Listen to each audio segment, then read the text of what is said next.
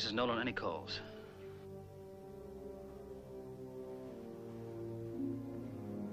Is Mr. Peyton called by any chance?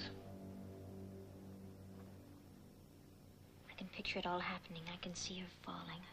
Come on. Thank you. Mary. Sorry to have kept you waiting. I've had an exhausting day. Stephen, would you pour me a glass of brandy, please? I'm afraid the bottle's almost empty.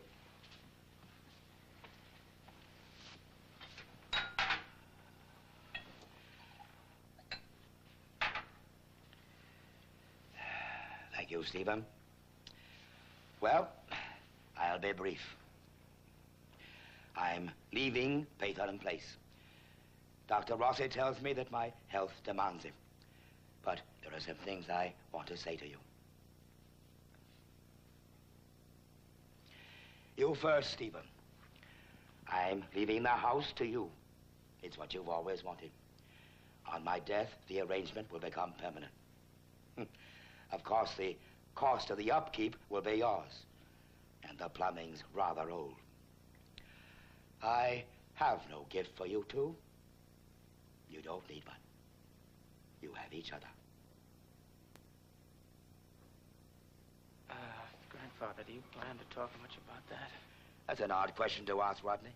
Not really, because I think the three of us are a little beyond sitting here listening to you pat yourself on the back, if that's what you had in mind. Well, you needn't worry.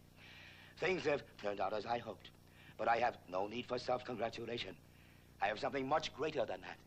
I have the assurance that my world will continue in you and Betty. Just exactly how? Because as far as I'm concerned, I've had about as much of a lesson as I need from you to know how I don't want to live my life.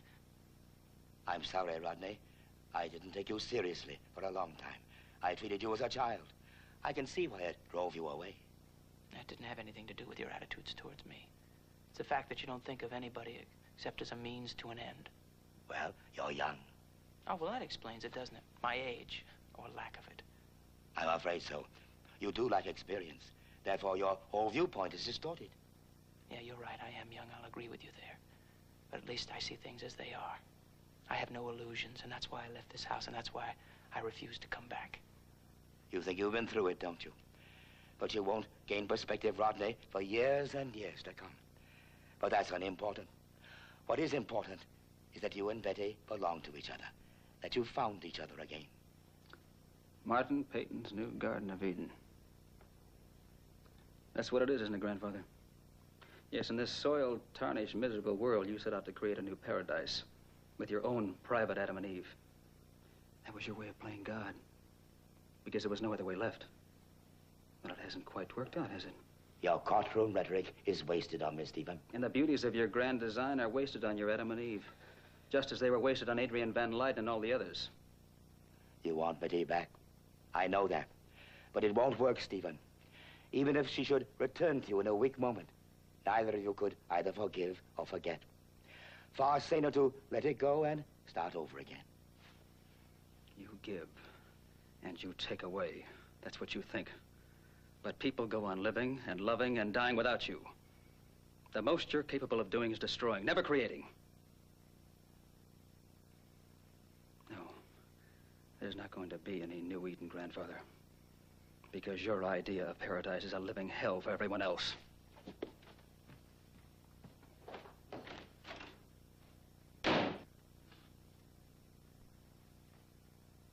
He's right, Grandfather. You're going to have to start realizing that we're going to live our own lives. And the fact that we care for one another has nothing to do with you. And never has. Help me up, Rodney. I'm suddenly feeling a bit giddy. Or maybe you better lie down. No, there'll be time enough for that in the clinic. Your hand, Rodney, please.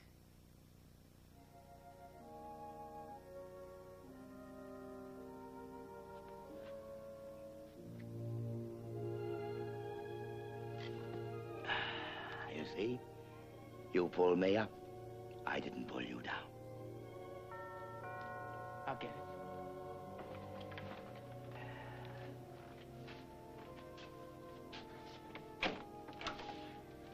Hello, Ryan. Hello. How bad is he?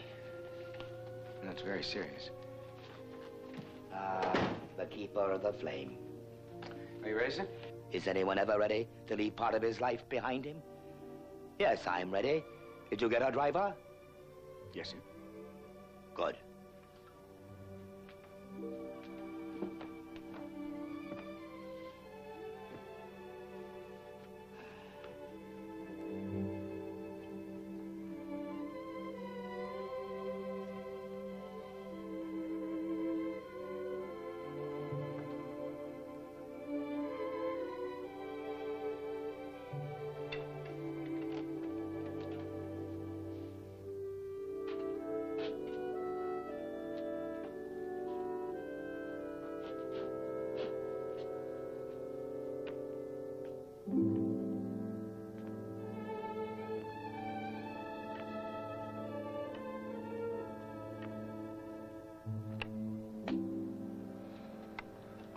Rodney. Give Stephen a message for me. Tell him there's a great difference between being the owner of a house and being the master of it. You'll soon see what I mean. Good luck, Grandfather. Mr. Peyton, goodbye. Betty.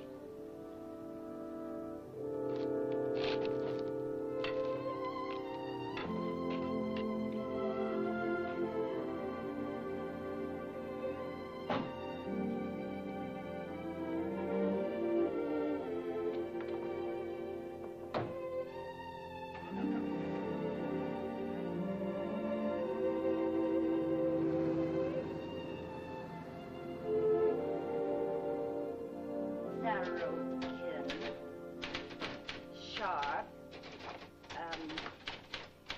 Trey, Taylor, Unger Bridge, that's U-N-G-A-R-G. Drop those in the clerical department mail slot, will you, Jean? And then make the calls. Oh, will do. Excuse me. Yes? I want to see Dr. Rossi. I'm sorry he's not here just now. May I help you? I'm Jill Smith. My little girl was brought here. Dr. Rossi brought her in. Oh, you're the mother. Dr. Rossi was wondering about you. How is she? She's in intensive care. Why? It was just a bad cold, wasn't it?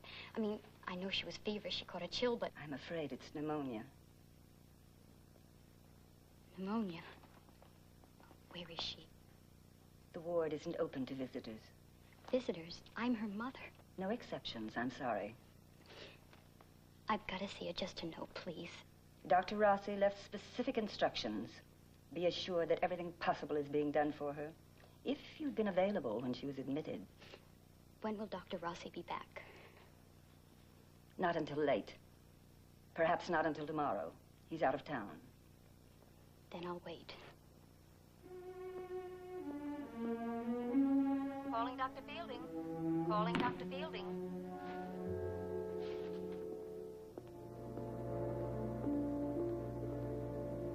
Now that you're here, it would help us if you would make out this admitting card for the child. Sign here, and don't write below that line. Everyone's always drawing lines, aren't they? That's what makes the world go round. It's just the standard form, Mrs. It's Miss. Miss Jill Smith. Oh.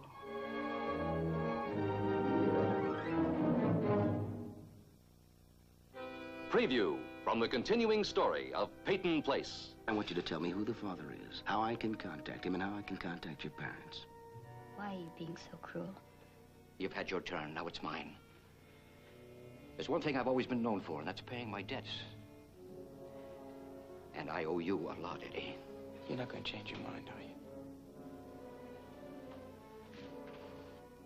I love you,